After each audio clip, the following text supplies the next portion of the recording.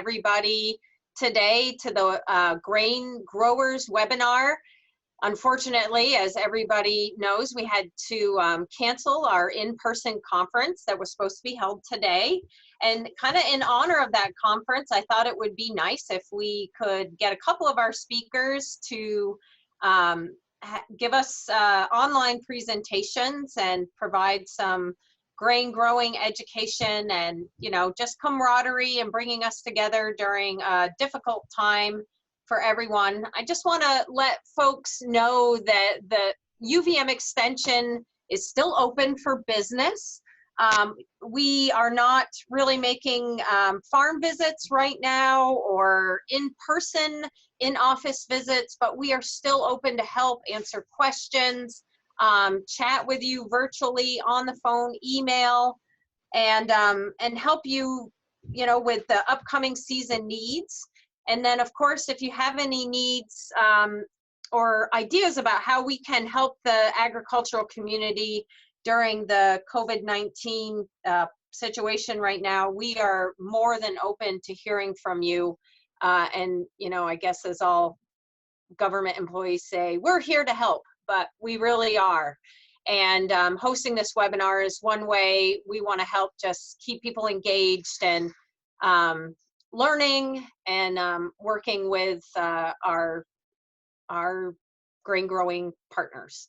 So Aaron Macleod was nice enough to come online today, and I think most people know you, Aaron. He's from Hartwick College, the Center for Food and Beverage, and he runs the cereal testing lab there, which I believe he's going to talk to us probably a little bit about today. He did let us know that his lab is still open.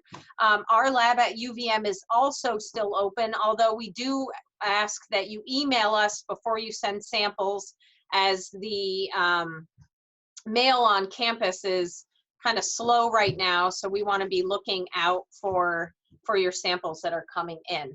And Flint is here too, my son. We're homeschooling as well, so he's going to learn about grain today. If you have any questions, you can put those in the Q&A box or in the chat box as well. Either one, I think we'll manage to get your question, whatever works best for you folks. And there will be CCA credits available. If you need those, you can send your CCA number to Susan, myself, or Catherine, and we'll get you some CCA credits. Let's see, what else? Anything else, Susan or Catherine, I need to cover? We'll be posting this online as well and archiving it for others that couldn't make it. So Aaron, are you ready? I'm ready, and I will share my screen. I hope everybody's enjoying the little bit of snow we got. That's so funny. I didn't want to see any more snow. All right, there we go. Aaron, I can see it. It looks great. So I'm going to let you take it away. Great, thanks, Heather. Yeah, we missed not being there with you today. We were planning to come out and bring our staff, but I think this is going to have to do. So thanks everyone for joining us. I'm not going to talk about growing rye today, but I'm going to help you guys understand a little bit about the end use of rye and how we can grow a crop of rye that is really suitable for malting, brewing, and distilling. That's what I was going to talk about when I came to the conference. So the Center for Craft Food and Beverage at Hartwick College was actually established in 2016. We got some startup money from the state and from the USDA to build this laboratory that would really support the growth that we were seeing in the use of local raw materials for malting, brewing, and distilling. So what we're really supporting is the farm brewing and farm distilling industry. And as you know, in New York, there's some special legislation around using local grains for brewing and distilling. And even in other states like Massachusetts, Vermont, and Maine, where there isn't perhaps some specific legislation, this is happening to a very large degree. We provide that technical support primarily through our quality testing lab.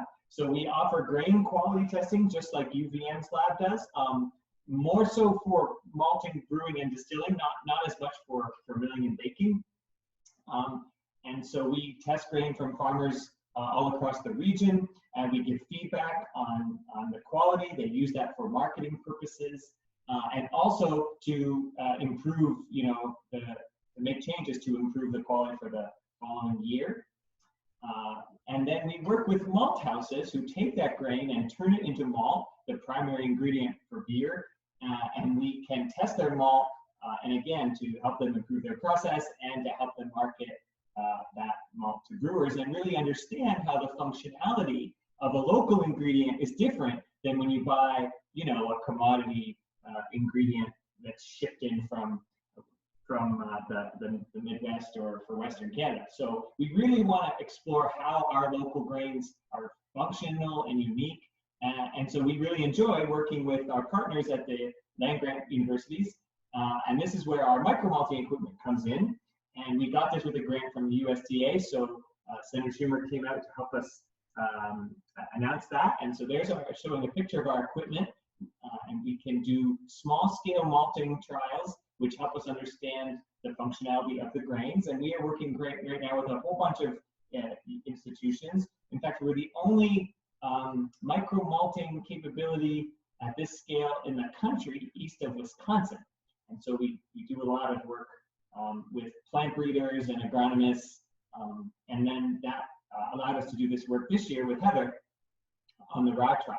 So what's the opportunity? The opportunity that presents itself with rye is that right now we're seeing a lot of interest in using rye in brewing and distilling. So everywhere we look in the sort of trade publications, we see another article about the resurgence of rye whiskey and the use of rye in beers.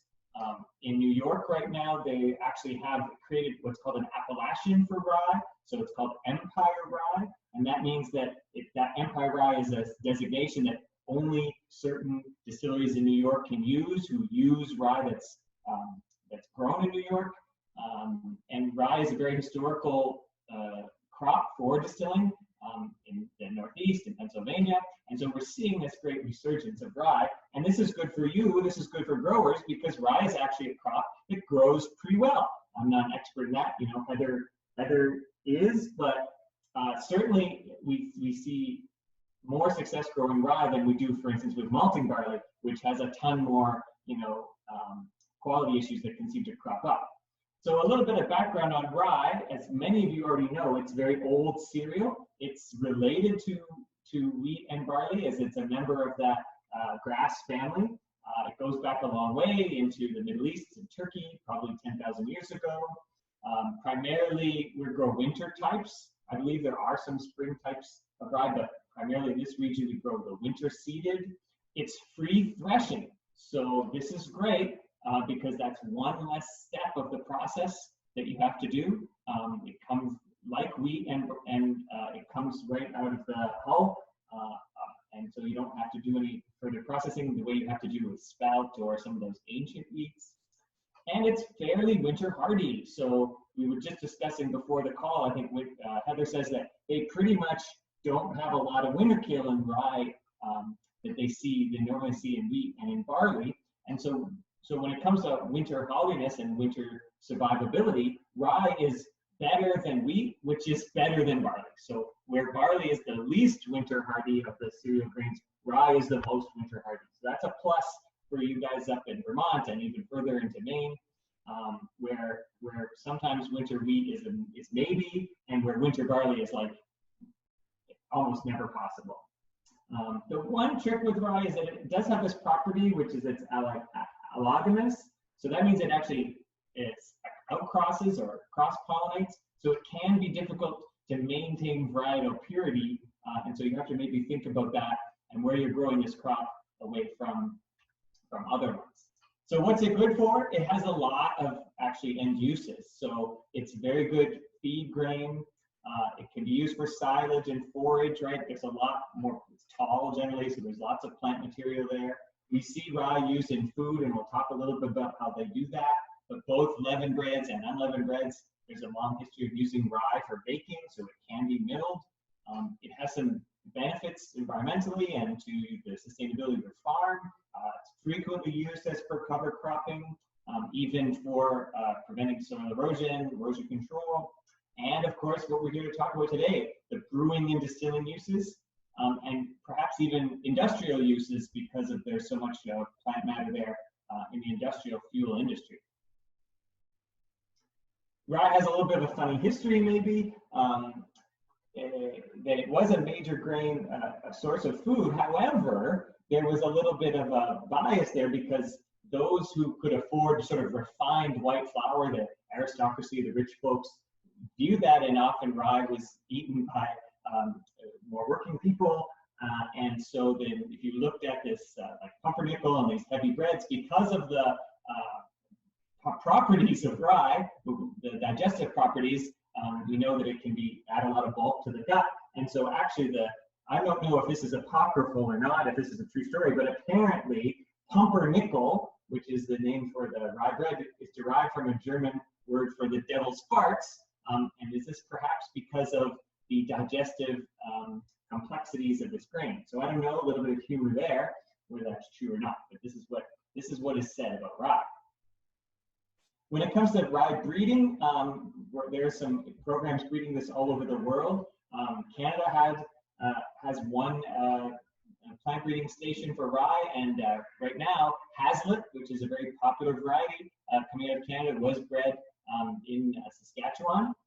There are some breeding programs for rye here, even in the US. There's this joint Georgia-Florida program.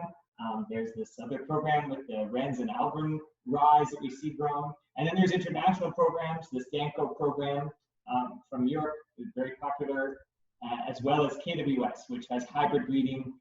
And we're seeing a lot of these varieties grown too. Probably Grassetto right now is one of the most well-known, widely available in this region, but there are others, Bono and Daniela, and some of these are in the UVM trial. When it comes to the composition of the grain, and so now we're sort of drilling down into what makes rye unique and its properties unique for the end use, it has a very high dietary fiber content. And so actually, multiple times, up to 3 times the soluble fiber of wheat. And so a lot of this fibrous material is what's called arabinoxylan. These are long chain polymers, what we call non-starch polysaccharides. And they have a very viscous nature, especially when they absorb water. So when you're thinking about baking with rye flour, you know that it can become very sticky. The dough can become sticky, and that's due to this water-absorbing capacity of the arabinoxylans. So when we're thinking about selecting rye to be used in malting and brewing, what are the parameters that we're looking for that are going to help us be successful with the end use? So those of you who've been involved with, for instance, with milling wheat, know about the importance of protein, falling number, and those of you who are involved with growing malting barley know that we've got a whole slate of parameters that we know is important, including the proper range of protein, plump kernels, germination. So rye is a little less well characterized, but we've been doing some work. So basically, we don't have to worry about as many things. If you're going to malt the grain, obviously it does have to germinate, and so we'd be looking for germination potential. But if you're going directly to a distillery, that wouldn't matter. So we would like to see plump kernels. Of course, for any of our food uses, we need to be relatively free of disease. So we're looking for low DON content and clean kernels. And one issue we see more with rye than with wheat or barley is ergotism. And so we do really need to have the grain be free of ergot. I have some pictures here. So on the left, you can see some fairly plump kernels, and on the right, a much smaller kernels. And so we do see a big difference of kernel size, and this is a lot is driven by variety.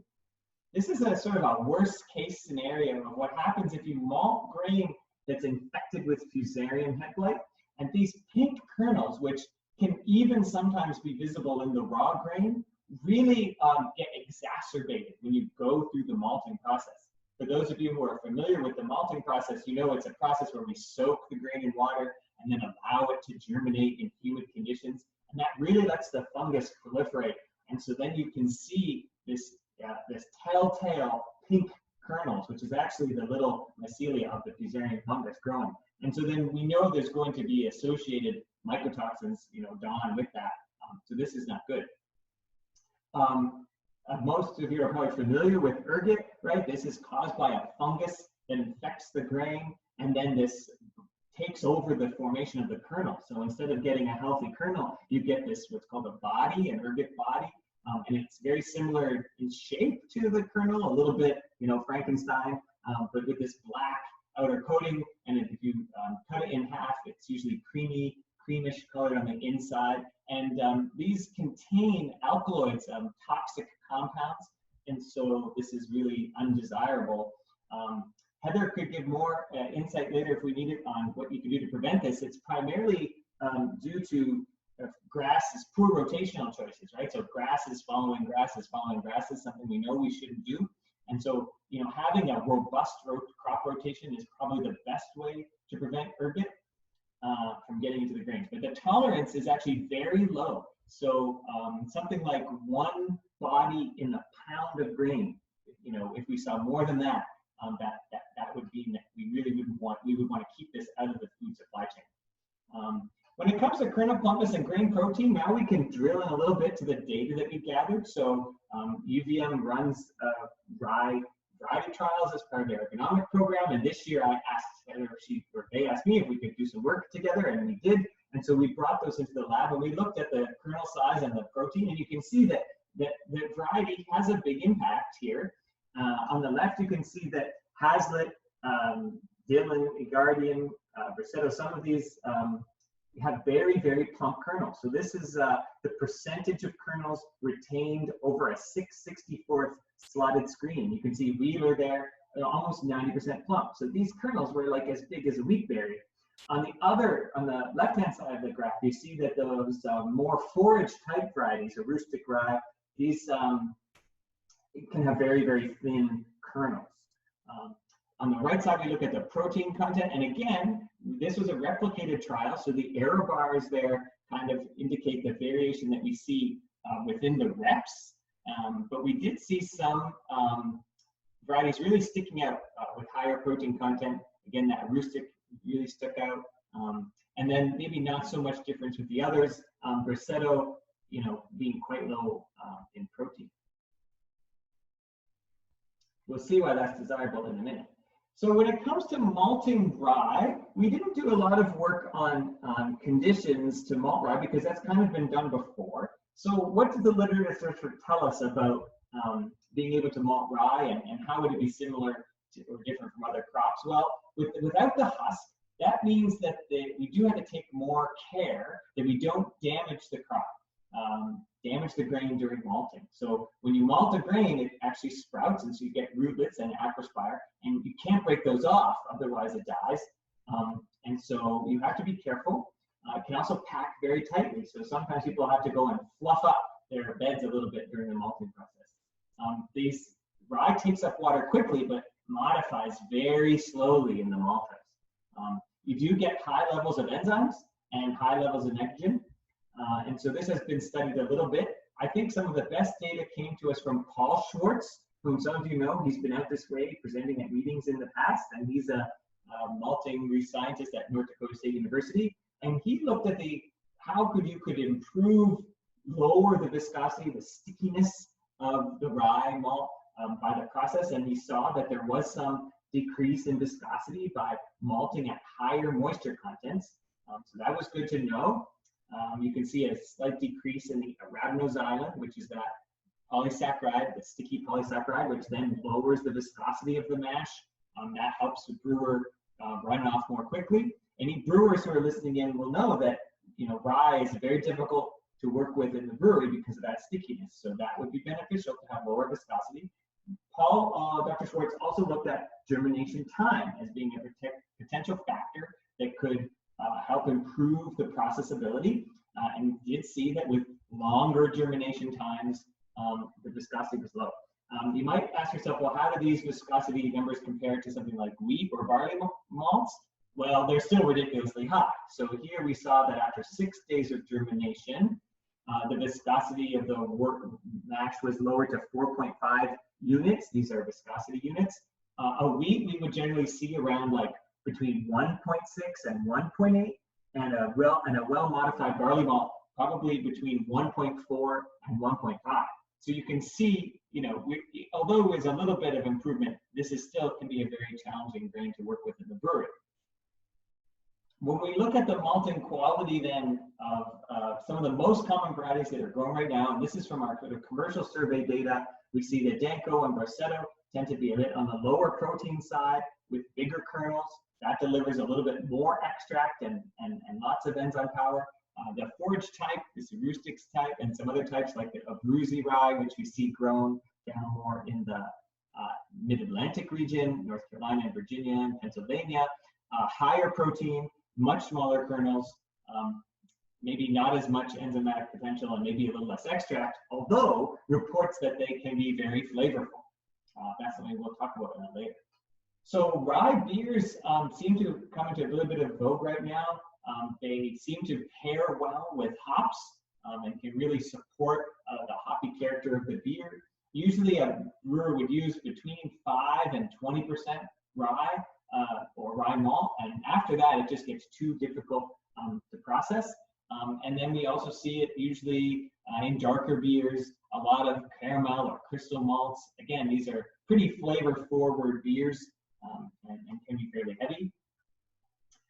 And so the rye tends to add what people call this spicy or peppery note, this spicy aroma. And so that's seen as very positive. It also, because of those arabinose islands, adds a sense of mouthfeel and body to the beer, and that can be desirable and support the foam as well. And can also make the beer crisp and dry because it doesn't necessarily have as much fermentable material. So I'm a chemist and I can't help myself but put in some chemical formulas, but I promise this is the only one, and the formulas aren't as important as to say that it's worth mentioning that spicy character, if you look down at the bottom here, you see a compound that's called 4-vinyl guaiacol, so 4VG, the brewers call it. That compound smells a bit like cloves or bubblegum. It has a very spicy kind of character to it. And it actually, we can trace its development back all the way to the Arabinose Islands in the rye. So there's a compound called ferulic acid, which connects the chains of Arabinose Island. And then when you malt it, there's an enzyme called ferulic acid esterase that breaks off that ferulic acid. And then when you go and brew through both the boiling and thermal processes and also some transformations that the yeast do, because yeast produce their own enzymes, that compound, ferulic acid, is transformed into this 4VG. And so we know that it's the primary flavor driver for rye and adding spicy character both to beer and to whiskey. So when we think about brewing with rye, it does, contain extract, especially when the grain protein is low. It does contain enzymes, so it aids with conversion, but it is very sticky. And so brewers have to be very careful. There are enzyme products that brewers can buy. One is called ViscoFirm, one is called UltraFlow Max, and these can be very helpful to add in to the mash to decrease the viscosity and make rye easier to process. So we generally recommend that brewers would use some of these tools as well.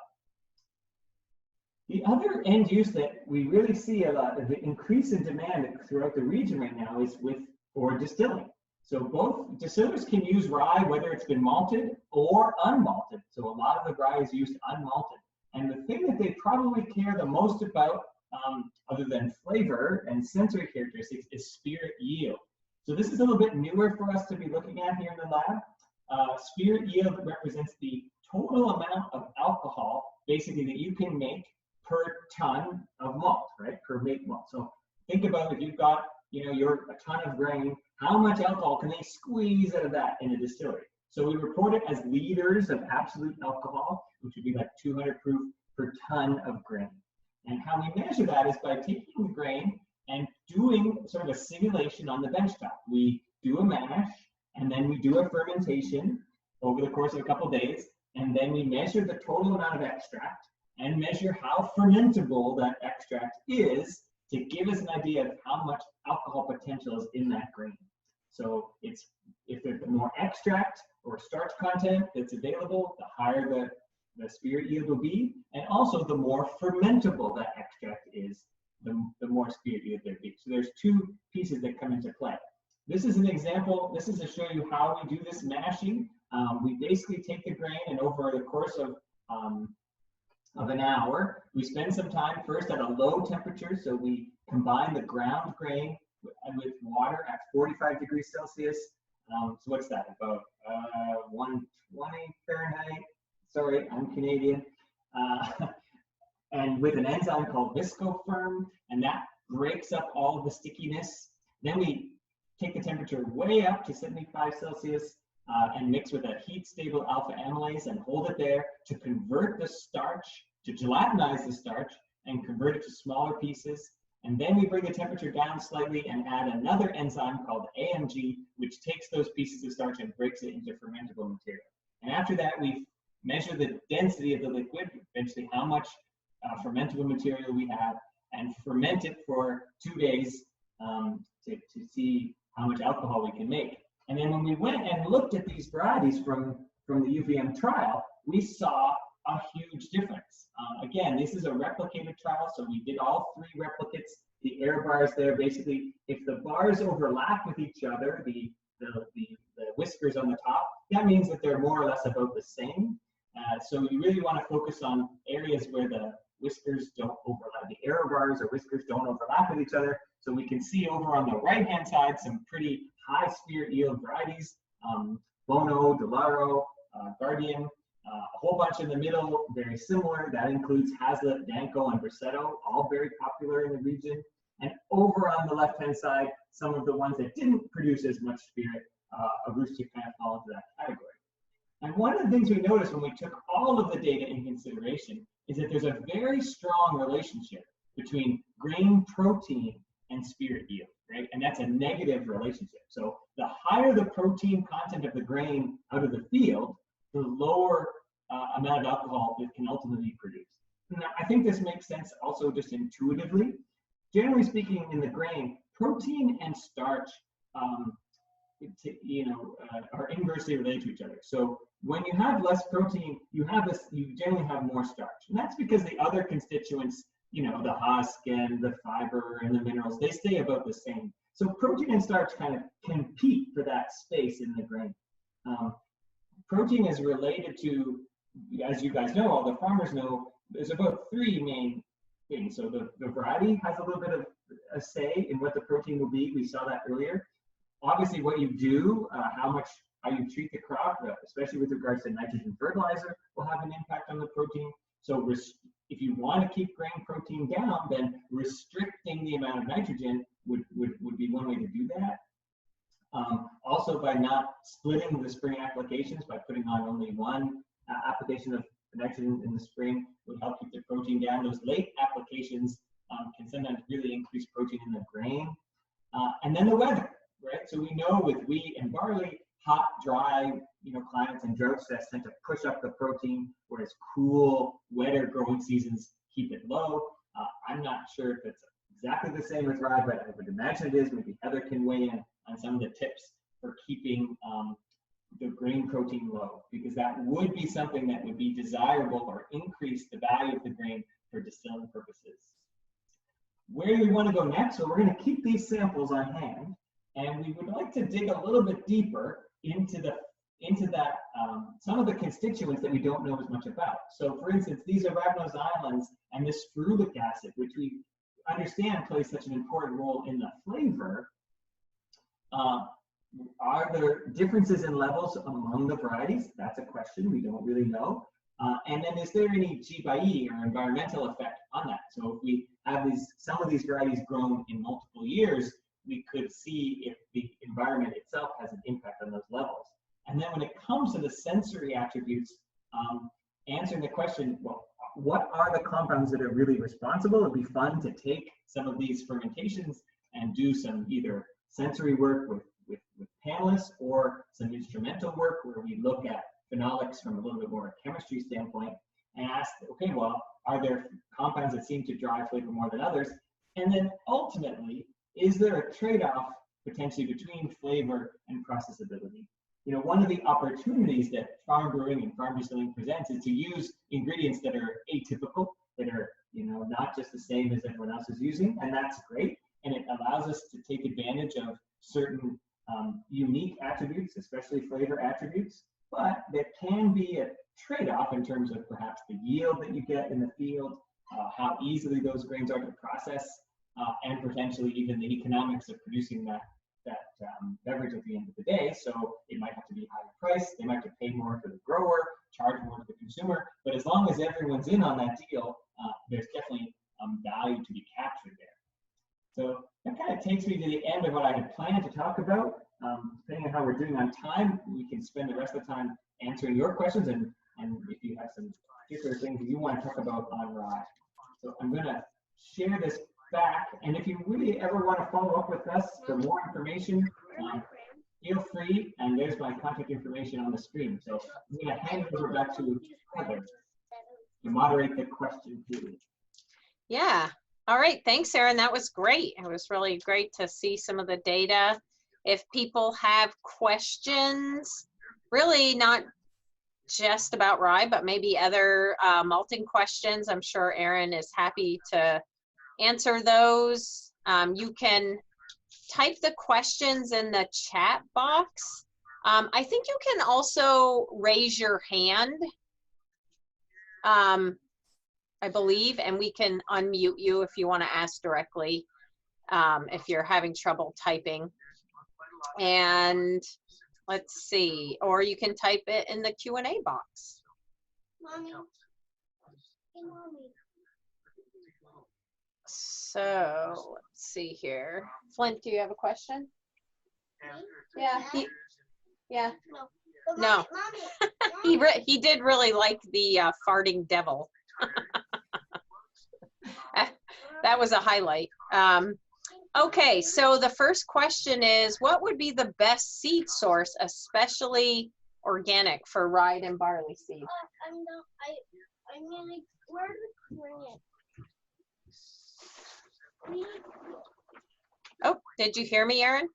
Yes, although Mommy, I'm not sure that I'm an expert when it comes to seed supply. So we tend to work at the other end of the value chain. So I don't mean to put you on the spot there, but I might bounce it back to you. Yeah, okay, sure. I mean, as far as reaching out to your normal seed supply, I'm not exactly sure myself. Yeah, well, so our organic seed has been coming from Albert Lee Seed House is one of those. Lakeview Organic Seed in New York. So Albert Lee Seed House is in Albert Lee, Minnesota. And they have a, decent selection of organic grains. And they also work with Lakeview Organic Grains in New York and Penyan, New York, Klaus and Mary Hal Martins. So they have a line as well. And then at least in Vermont, we also have local dealers that get seed both from Lakeview and from Albert Lee, and a few other distributors as well. So that's LD Oliver Seed in Milton, and also Boucher Fertilizer in Highgate.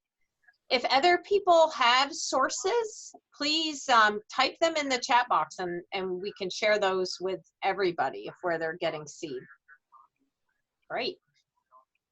Any other questions for Aaron? So before I was asking Aaron, I think people might have heard this about oats, and I had received some questions from different farmers about malting oats, and I wondered what the best variety would be for that. He had mentioned that, he had mentioned that some of the best oat varieties were really just those that are also really good for agronomics. So if you haven't noticed, on our website, we also have a list of all of our small grain variety trials, and I'll type in our website so people can access those. And we test many varieties every year of wheat, barley, spring and winter, and oats as well. So you'll get a sense of all the different varieties and their yield and quality attributes. Self-isolating. Somebody also typed that they were getting seed through Law's Ag, so that's great. Law's Ag is down in Brandon, Vermont. Mommy, I have this. yes, kids on my kid. Okay. Wait, I can put it on my. I can put it on. Yes. Okay. Any other questions for Aaron on malting or quality analysis? I did it so far. So, were any of the trials done with a spring variety? Has anyone had experience with spring rye? I became a professor. I was a researcher. So I haven't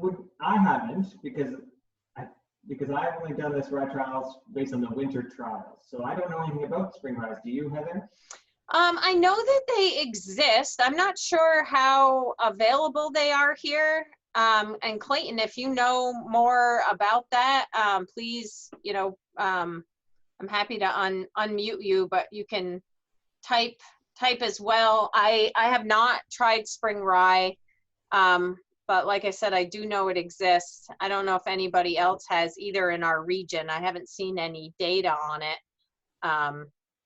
So I guess at this point, my answer is no. No, I have not. I don't know anything about it, working with it either. Great. One question I was going to ask you, Aaron, is on like mycotoxins and rye. Do we know anything about their susceptibility versus other grains? Is it more susceptible? It has this really different flowering type that makes it more susceptible to ergot. Do you know anything about that, or have you seen anything with the samples coming in? Yeah, so I was just going to say, so we kind of get this opportunity to have a broad view like you do. So you guys get to see what happens in your nursery trials, but you also, like us, get to see just what samples come in from production across the region. I think it's worse. So I see higher DON levels in rye than we normally see, with wheat and barley on average. So that tells me that it's either more susceptible or that people just aren't managing it as intensely because they're not used to it. So I'm not sure which it is, but we do see higher DON levels on rye than on anything else, more pink kernels. Now, again, because we basically have trained, we train the growers who do food grade wheat and do malt and barley that they have to spray, and be very intensive about the management of disease. I think maybe people who are growing cover crop rye just aren't managing the disease at all, right? And so in some cases, so I think I can't say that it's because it's more susceptible or if it's just the management, but it's certainly susceptible. And so I think if you're going to be growing rye for food grade, for malting and brewing, distilling and use, you do have to manage the disease intensively. Now, whether that management is the same as what we do for wheat and barley, again, I'm not the expert in that, but I think that would at least be the place to start. So a robust rotational strategy where you don't follow wheat, barley, or any grasses. So following legumes, potatoes, other things, vegetables, and then making sure that you are doing some, if you're not organic, making sure that you're doing some fungicide applications following the label, especially at heading to get that protection. Great. So a follow-up on that, Aaron, is what about malting and DON? We kind of hear these different things, in the landscape, like, oh, it doesn't matter if the level's over 1 because when you malt it, it gets, goes down, or it doesn't matter by the time it makes it to beer.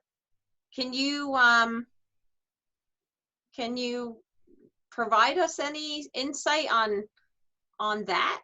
Yeah, so I mean, especially those of you who've seen Paul Schwartz's presentations, and I know you have, Heather. Yeah. But it's complicated, right? And so that what we know is that if we have fusarium on the grain, then we may or we may not have Dawn.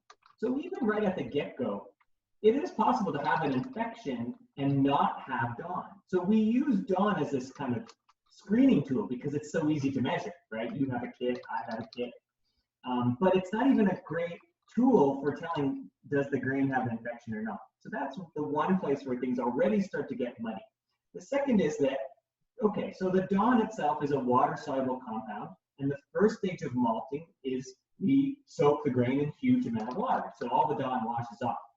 But that fusarium is really in there, right? It's under the husk. We've done experiments where, and others have, where you surface sterilize the kernel. So you basically dip the kernels in bleach for a minute and then take it out and then rinse them off and then plate them on nutrient, and the fusarium will still grow. So we know that it's really, the infection is in the kernel under, you know, and then during the malting process, the Dawn will just come back. Does it pose a health hazard? It may or may not, but at the end of the day, we know that it really increases the risk for gushing in beer. And that's what we're really afraid of, right, is this idea of gushing. And it's related to the fusarium itself. I take a pragmatic approach, right? If it walks like a duck and quacks like a duck, it's a duck, right? If you have pink kernels and high levels of Dawn, it just means the grain hasn't been managed, you know, intensely enough, or despite the grower's best efforts, the season was just not favorable. And I think we have to be pragmatic about leaving that out of the supply chain because, you know, these ingredients that we're using, these local ingredients are expensive and have to be high quality. So we use a spec of 1 part per million of Dawn as a due diligence approach, and I think we should all try to stick to it. The one peace offering I can give is that I would agree with folks that say in distilling, Dawn is less of a problem, and that is true. The Dawn itself is not a volatile compound, so it doesn't pass through the distillation process into the spirit, but it does end up in the spent grain. So you still have to think about where is the spent grain going to go. We know that animals have sensitivities to this. You know, pigs at 5 parts per million. You know, cows at 10. So it has to be something that we're thinking about. Although the whole process, as you suggest, is not clear or well understood, I think a due diligence approach is, a pragmatic approach is the best. So intensive disease management and having some specification that we can use to select or reject. That's my answer. Great. That's great. That's really helpful, I think. A lot of people ask that. All right. Well, we had one more question asking about attempts to bring in European or Canadian variety of rye or oats, and I answered that one by typing, but many of the rye varieties are already actually coming from Europe. I mean, we haven't done an exhaustive search, but many of those that are being sold commercially right now are coming out of the European breeding programs through companies like KWS. Rye is also coming in from, you know, Canada and also the US, the different varieties. And oats, most of the oats right now that we're evaluating are Canadian varieties, and also some coming from the US as well, US breeding programs. So we are looking, if folks are finding varieties that you're not seeing in our trials, we certainly want to hear about them, and we'll try to access those, you know, if we can. So Aaron, that was great. I really appreciated the time you took today. Thank you so much. And I'm sure everybody else appreciated it. But this webinar is now over. So thanks again. And again, for the folks that are on the webinar right now, we'll be starting our next presentation with Aaron Silva in about 15 minutes. So you have time, if you're staying on, to go get a drink and get in the couch with your computer and get ready to watch the next show. All right. Thank you, Aaron. Thanks, Heather. Look forward to seeing you in person next year. Yes, absolutely. Bye.